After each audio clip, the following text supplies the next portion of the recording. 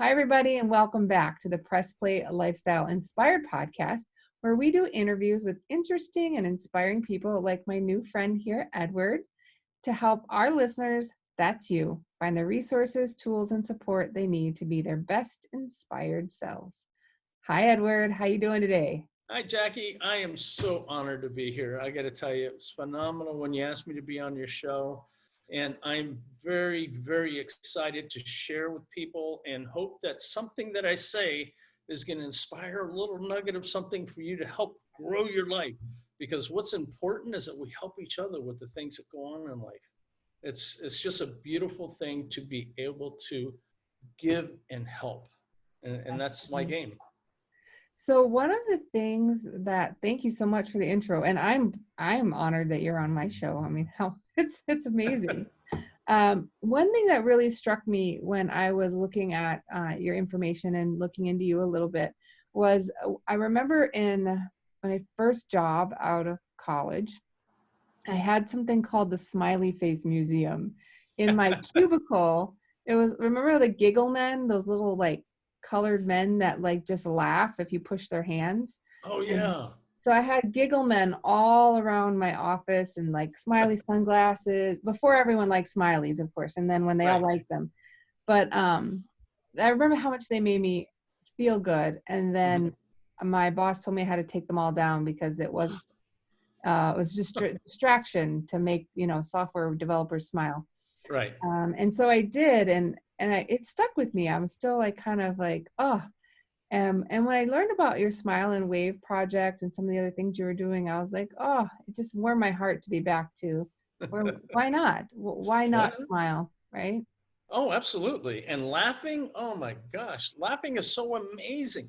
And I got to tell you, a lot of people don't understand the power of laughter. Laughter actually helped me to cure a cerebral hemorrhage. So tell us a little bit about that, because that's quite a statement there. How did that happen?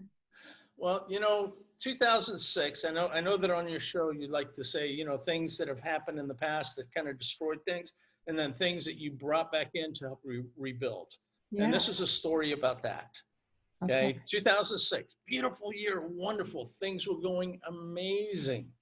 But I had brought in a person to help me manage my business so I could step away and become an inspirational speaker.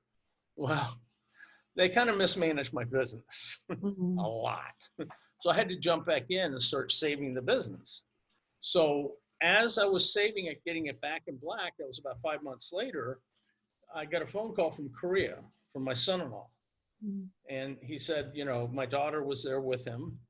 And my son-in-law said, well, we were in an accident and Liz is in critical condition in the hospital.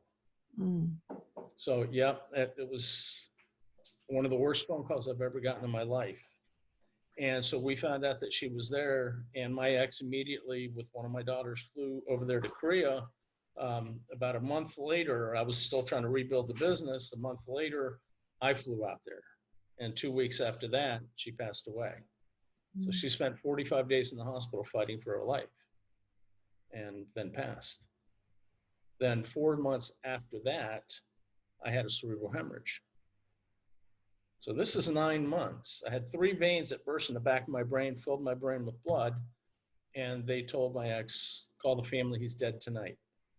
Oh, gosh. And yeah, it was 9 months of absolute horror.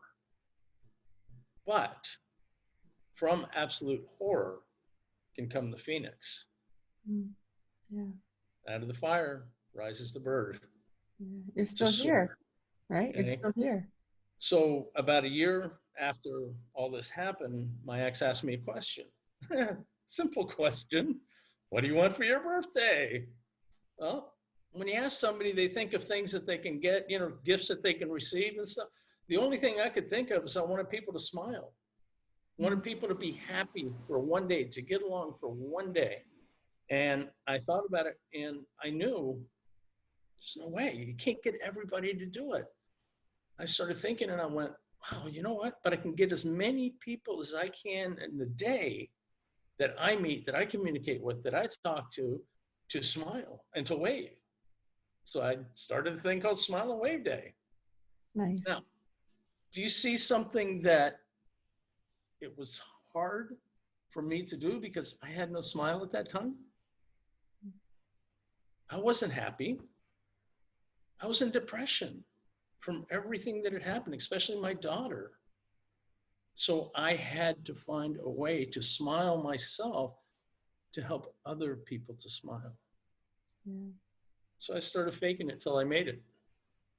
I started watching everything that I could find that would make me laugh, everything that I could find, watch, listen to, read. I couldn't read very much because my brain was scrambled.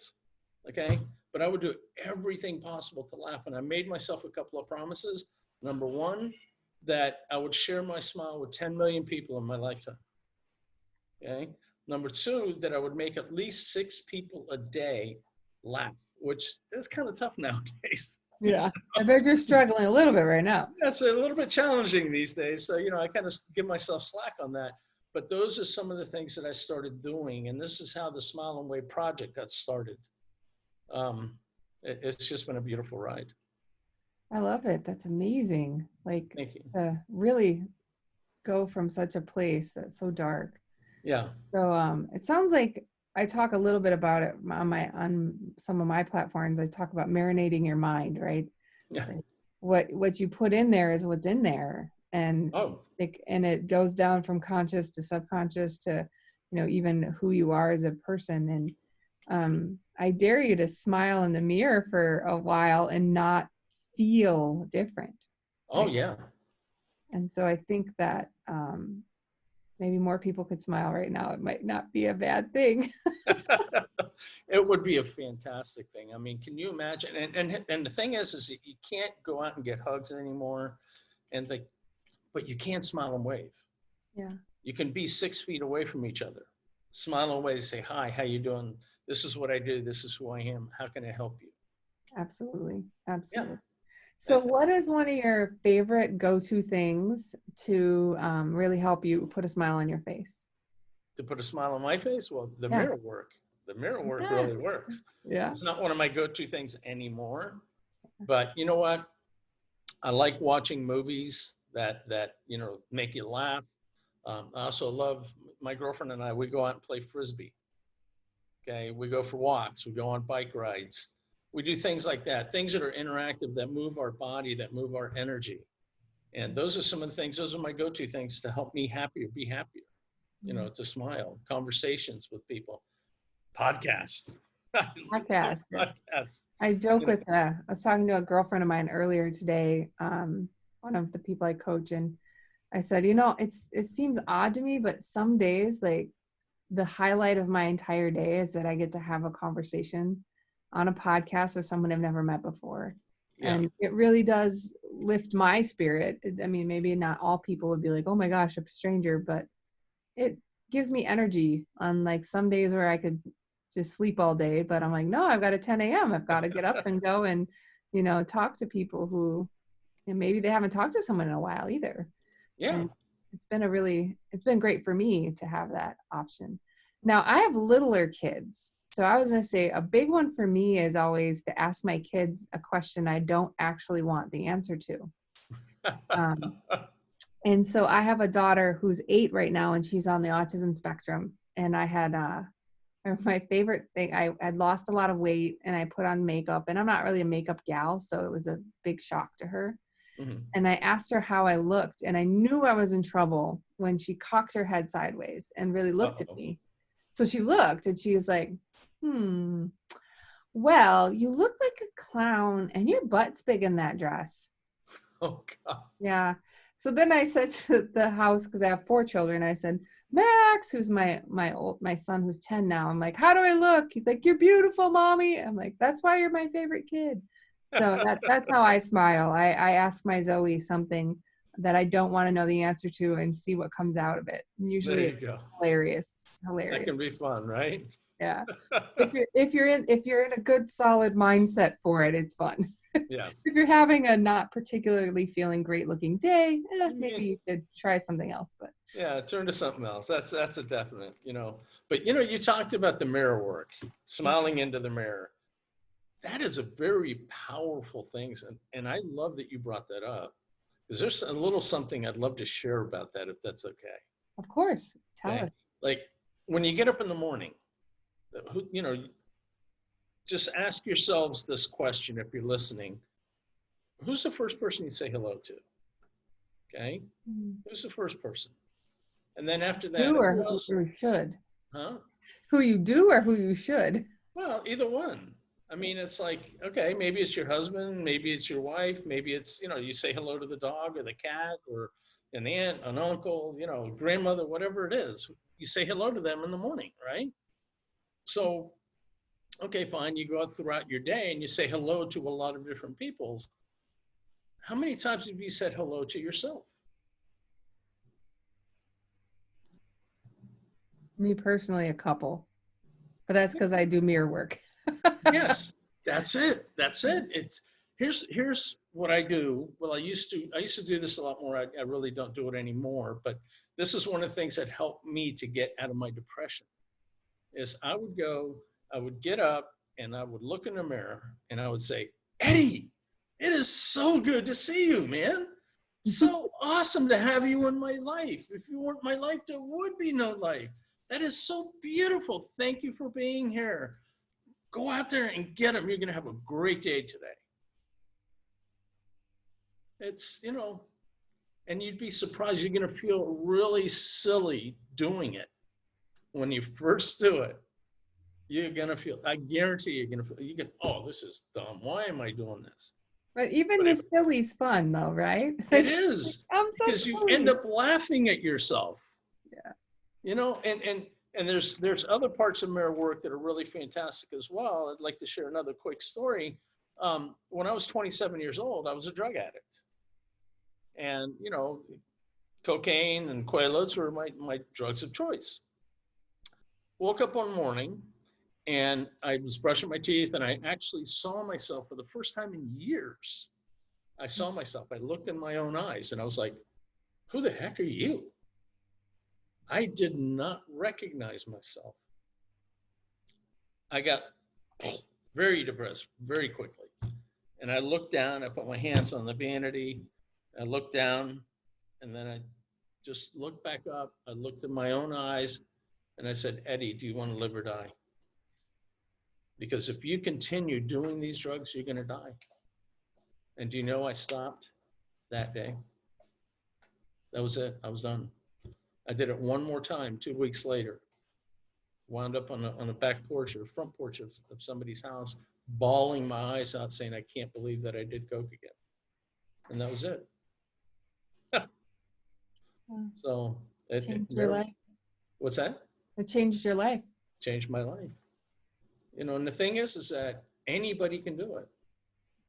Anybody can do it. I'm not anybody that's any more special than anybody else or has more power than anybody else or anything. I'm just a regular guy. Yeah. But what I wonder though, Edward, what do you think? Please call me Eddy. Eddy, sure. You seem more like an Eddy anyway, yeah. Yeah, Edward is so formal, my parents gave it to me, but yeah. So Eddy, I wonder, because that is a powerful, very powerful situation. My mom is an active addict still to this day, and she's gone through quite a few things on her own. But I've talked to her, and we've all lots of different. And I think the big difference in your case, lots of them, but is the person that has to want to change is you. Like yes. You can't do it for. She has kids, or she has all these other things.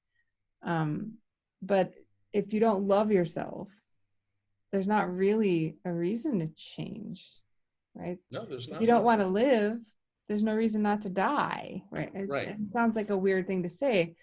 So I think that the mirror work is great for like everyday mindset change, but if you're really trying to change an addiction or of any kind, a food addiction, a sex addiction, alcohol addiction, any of that, you have to love you. Yes, you do. And looking in the mirror and telling yourself that is going to even feel more weird if you haven't done that in a long time and you don't know if you love yourself. Yeah. But if nothing else, I'd love everyone who hears this to commit to 30 days of just saying I love you in the mirror to yourself and absolutely. I agree 100%. I was one of those people that didn't love myself. That's why I did the drugs. That's why I did the alcohol. I did those things. I did not love myself. I did not like being alone because I didn't want to be with me. Yeah. Yeah. So if I didn't have to spend time with me, then that was cool. And if I did drugs or drink, I didn't have to spend time with me. So, but these are some of the things that I got over as I began to learn how to change my mindsets. Okay. And how to adapt mindsets. Mindsets are huge in life because you pick up these mindsets as you go along in life and you just automatically pick them up, picking them up, picking them up. You see something, somebody says something to you, whatever it is, and all of a sudden you pick that up and make it one of your mindsets. And you don't change it as you grow. It develops into different things, but the core mindset is pretty much there.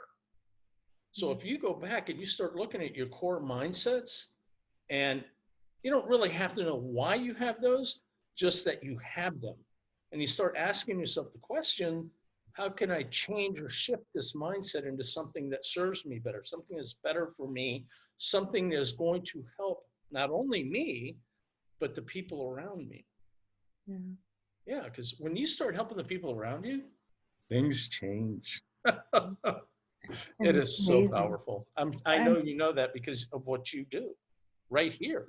You're helping to change people's lives. And that's I hope so. I think from my mess to my message was, just being a very overwhelmed mom and working and all of that. And this thing, I never want anyone else to ever feel that way again. Yeah. And it was powerful enough for me to change. Right. Was because I knew that I didn't want to be that way anymore. Or it just wasn't good for me. And I love people and I wanted people to have a safe place to be around me. And I wasn't a very nice person coming from feeling so overwhelmed and under-resourced. Yeah. I wonder what your thoughts are on this, Eddy. I recently kind of came across this, I don't even know where, but it was this really interesting conversation about your beliefs and, how mindset beliefs and how beliefs are more powerful than facts, but beliefs aren't always necessarily factual. You're absolutely right. And I thought, wow, that's pretty powerful. So what is your perspective on kind of this beliefs and truth and fact? Do you kind of have thoughts at all around those? The thing is that, yes, we do have our beliefs, and our beliefs are something that we created within ourselves. Now, people say that the mind is a very powerful tool, and it is. It is. But you want to know a more powerful tool to me? And this is just my opinion. You don't have to believe it or anything like that. It's the heart. You start bringing things into your heart and you start feeling what things are, and you see more of the real world. And you can find out what is a true belief and what is not. Because a belief is something that we pick up and develop as time goes on. And we look at things and everything can show you that you're loved, you're cared for, you're this, you're that. But our belief is none of that exists. And I know that because I didn't think I was loved. I didn't think I was cared for. I didn't love myself much. That was a belief, but I was being shown every single day that, yes, you are loved. Yeah. So I think we look for validation of the thing that we believe, right? Yeah. Just like the red car theory. If you want to buy a red car and you didn't think there were any, and now all of a sudden you see a million red cars, right? Yeah. But if you've decided you're not lovable for years of experiences or whatever that have built up over time, you look to validate that. You do. Look for times when you're not loved. And then that experience that you just had, right, reinforces the experience. Exactly. And it's not real. Yeah. That's the whole thing. Is, the truth of the matter for me is that everybody on this planet Earth is beautiful, wonderful people. There are people that are misled, misguided, and don't quite know how to get out of that situation. But deep down in their core, okay, they do love things. They do love certain people and things like that. Even if they spewing venom at the world, there is things that they love. So they're capable of love. but they just don't know how to express it, how to use it, or how to bring it to reality in their own world. Yeah, I love that. Yeah. Someone told me that my daughter's been through a lot of ABA therapy, which is applied behavior therapy. Mm-hmm. And one of the things that kind of unfolded as a topic with those wonderful people that had supported her was that most behavior has a positive intent. Mm-hmm. And whether you understand it or not, and it might not be seen that way for others, but behavior is what you do, not why you do. And so I always thought it was very interesting that a lot of our behaviors are because of the stories we've told ourselves. Mm-hmm. And then we act in a way that we think is actually in our best interest and everyone else's, but it doesn't always work out that way. No, it doesn't. No. And you know, the beauty of it is what you were saying, it's a story that we believe. And you know what the great thing about stories is? You can change them. That's right. You know this stuff. Awesome. I love that. So yeah, you can change your story. You know, Yeah. change the way that you believe that you saw it, because you know what? You don't really know if that's the truth or not. It's just something that you told yourself at that time and you continued to believe it. Yeah. But there's always another angle that you can come from to change that negative story into a positive one. And some people take positive stories and turn them into negative stories. Yeah. So I remember someone had said to me that I think it's a cool thought, if this is true, decide it for yourself. Mhm. But our brain doesn't really have a time zone, right? It doesn't know that you're 40. It doesn't know that you're 3. It Right. just is. It just had all those experiences come together at all those times. And a lot of times when we're doing things that seem like they don't make sense, it's because we're doing them from a 3-year-old or from a 5-year-old or for whatever that experience was, because then it would have served us to throw a tantrum, right? At 3, if you threw a big freaking tantrum, you got what you wanted. And now the other 8 things you did from the other 8 ages you were didn't work. So the 3-year-old's like, well, let's try tantruming. Let's see if that gets us what we need. And so a lot of times our behaviors are just, the poor behaviors are just choices that aren't serving us anymore. Right. So you can choose a new way of being that, and your brain doesn't know any different anyway. It's like, oh, well, we're this way. We're this way now. Okay. Like we're 40-year-old this way now. Yep. And it gives you an opportunity to both change your stories and even change the meaning of them in hopes that it serves you in a way that's positive. Yes. And I love the way that you said train, because you train your brain. Your brain does not train you. But if you do not make a decision on how to train your brain will automatically take over and do whatever it wants. That's true. And I love that. I have a philosophy that I very, very strongly believe in, especially having a child with some unique talents, that anyone can learn anything if you just break it down into something that's small enough for them to do. Yes. And you do it over and over and over and over and over again. And you know, that saying that they have, the journey of 1,000 miles starts with the first step. Yeah. Okay. It's true.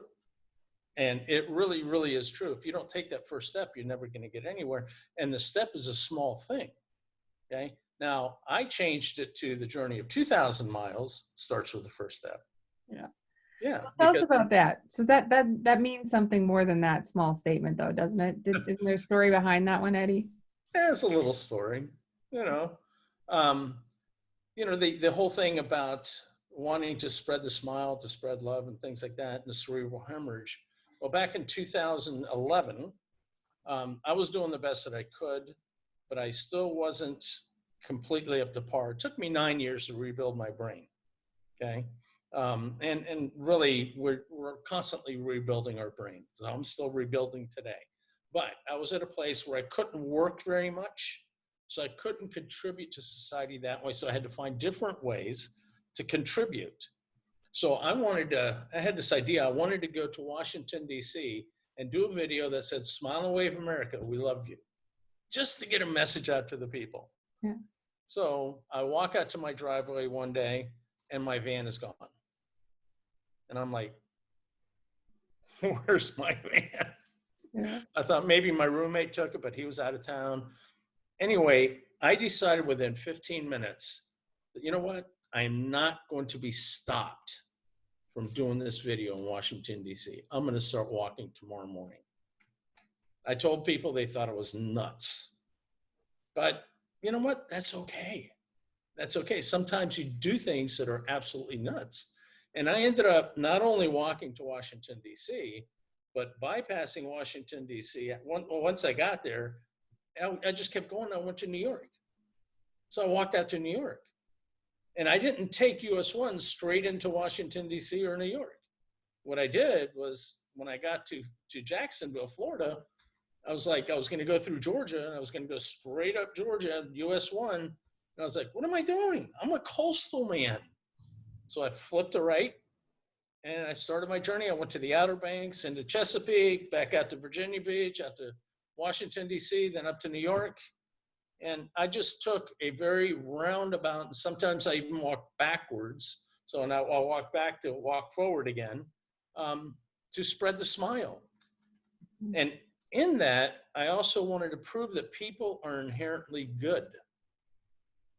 And boy, did I prove that beyond my dreams. I found out that, you know what, good is not good enough. They're fantastic, phenomenal, beautiful, outrageously wonderful people out there that are willing to give, that are willing to help, that are willing to support something that they can, just take and believe in. And the smile was the thing for me. Yeah, the one thing that came up for me was a quick story of mine on how people are good. Mm-hmm. I was only 19 and I was driving from Wisconsin to Michigan, which is like it's about 6 to 7 hour drive, depending on where you start and go. I broke down on the biggest freeway in Gary, Indiana. Oh boy. Yeah, not ideal. Not an ideal place for a young lady. But this was before the cell phone, so I'm aging myself a little. And the car literally started on fire. Oh wow. I heard a pop and then a fireball burst out of the hood of the car. And I was in the fast lane all the way over. I was going 80 miles an hour. Don't tell my dad. And next time I meet him, I will. Okay. So I started, I was like, crud, there's no electrical. So I pull into the fast lane mini, not really a lane. And I'm like, I get out of the car because the car is on fire. Oh yeah. Right. So I'm trying to get away, but there's not really anywhere to go. And the man on the other side of the freeway going the other way in a tow truck, laid on his brakes so hard, pulled over, went across 4 lanes on the freeway with a fire extinguisher, put my car out. And he's like, you're coming with me. I'm going to come back and get your car. And I'm like, I don't have any money. I have $12. I have credit cards. I'm 19. He's like, no, you are coming with me. It's not safe for you here. And to make the long story very shorter, he owned a filling station. They went and got my car, brought my car back. They couldn't figure out what was wrong with it for 2 days. They had me living at their house, staying there to make sure I was safe. They kept calling my grandfather to keep tabs on what was going on. It ended up being this tiny little part inside the car that was a fuse that blew that started everything off. Fixed it and sent me on my way. That's awesome. Who does that? Yeah. And the thing is that if we would just do things like that, I mean, nowadays with the pandemic and everything, it's more difficult, but there are still things that we can do to help each other, to uplift other people. But it was beautiful that they slammed on their brakes. They stopped, they picked you up, they took you home. They took care of you, took care of the car, off you went, not asking for anything. I know. And I just, to this day, I was like, because I don't like to owe people. I don't I just didn't want to take advantage. And I was like, I can't ever repay you. And they're like, have you eaten? No. Well, now you're eating. Have you had coffee? No. And they just refused to let me, not accept that love they were sharing. Mm-hmm. And that just stuck with me. I mean, it's been over 20 years. Yeah. And things like that do stick with you. They're beautiful stories. Yeah. So So I smile and wave whenever I go through Gary, Indiana. I do. I don't even know where they are. I don't know their names or anything. I just yeah. wave the whole time. I hope you know Hopefully I'm you're here. out there and you see me. Yeah.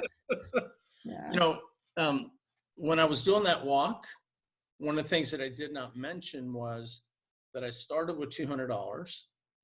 I ended with $200. I was 9 months on the road. I never knew where I was going to eat or where I was going to sleep. That's So, amazing. yeah. Yeah.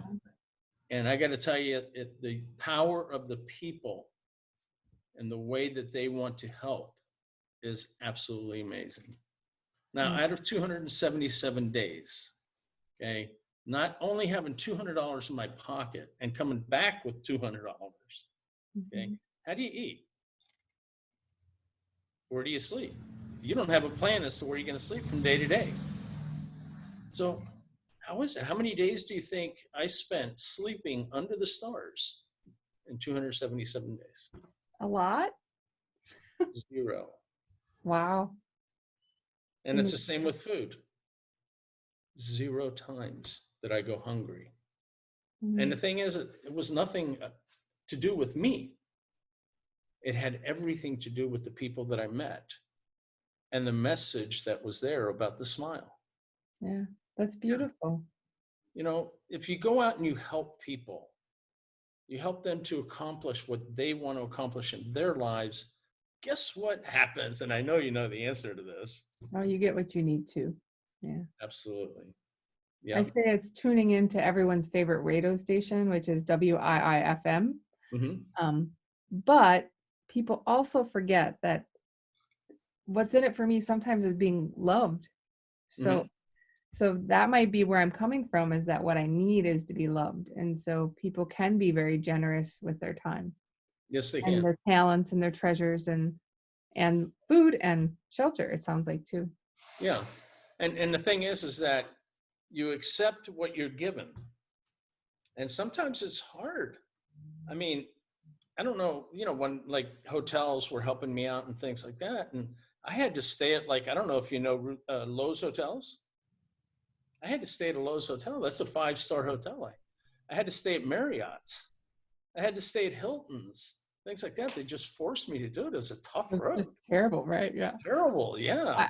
I, I got a couple Motel 6s I've stayed at as a young person that were not quite nearly as nice. But, funny thing is, I stayed at Motel 6s and other places as well. Um, and there was one place that was in Georgia that was I think it was I think it might have been a Motel 6, but they were going to put me up, but I thought they were like 11 miles away, right? And I was tired. And I ran into this place, and the owner's outside, the owner's wife is outside, and she sees me walking with my cart. I had a cart that was 40 inches long, 20 inches wide, and at that time probably weighed about 120, 130 pounds. And I tied it around my waist and I was walking with it. Okay. And she said, "Where are you walking to?" And I told her, and she said, "Do you need a place to stay? You look tired." And I was like, "I'm exhausted." I'm you exhausted. know. So she brought me in and gave me a room. And the wall was broken out in the shower, and there was plastic over it. And it was not the best room in the world. Okay. And then she gave me 75 cents to get a Coke. And then she told me the people next door will probably feed you. Okay, super nice. And she thanked me for staying in her hotel because she said, "Giving you a place to stay will bless us." Mm. And it was beautiful. I went to the restaurant next door, found out that the place that I was going to stay at was a brand new place, and it was only 2 miles down the road. Yeah. Okay, brand new, 2 miles down the road, and here you have a place that's not so nice. And what do? You take You what you're stay, given. huh? You take what you're given. Yes, you stay in the place that you can bring the most blessings to. And they thought they were being blessed. If I would have gone back to them and said, "Hey, listen, I got a brand new place 2 miles up the road to go. I'm going to go stay there," that would have been horrendous on my part and Yeah, would have broken their hearts. it would have. I I talked to someone, I don't know why this came up for me, but um, one of the people that I know very well as an older man that's now retired, he has Alzheimer's, but he used to have a favorite question he'd ask every single person that he interviewed. And I'm going to ask you because I'm curious of how you respond. He said, "Do you believe that Jesus was homeless?" I don't know much about that. I don't, I'm not a religious man. I think that there's a lot of great teachings in the Bible, and I think Jesus Christ was a very enlightened individual.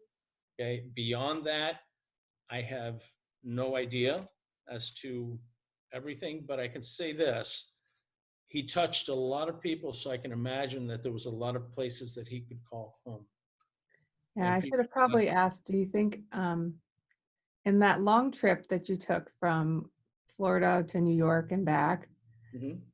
were you a homeless man? No, no, That was wherever I kind of was, the wherever point. my heart was, that was my home. That was kind of the point. Yeah. Yeah. I asked my 10-year-old son, and he Mhm. said, "Well, I think that people would probably want me to say um, no, or people would probably want me to say yes or be logical." He said, "But aren't you home wherever you are?" And I thought, Yeah. oh man, he's only How 10. He's old already are you? smarter than me. Right? Where'd you get this? Yeah, where'd you go? So that was more the point. I don't think it Yeah. even has to be religious. It's more of a, if you're smiling and you're able to have a relationship with yourself, which you Mhm. now have, right? You've had all of these things happen for you. Thank you. It allowed you to like you, and you Yeah. end up being pretty good company. It's always wonderful when you know that you're doing the right things, and it's not about doing the right things when everybody's looking. It's about what do you do when nobody's looking. Absolutely. I mean, it's a very, very important thing because that shows your character. That shows who you really are, and you don't have to demonstrate that to the world. You demonstrate it to yourself, because if you continue to do beautiful things and you do the right things when nobody's looking, it really cleanses you. It cleanses your heart. It cleanses your mind. And you know that you're on the path that you're supposed to be on. You're doing the right things. I love that you said that. And I also think the other part is you never know who's watching. Yeah. I had this weird thing happen.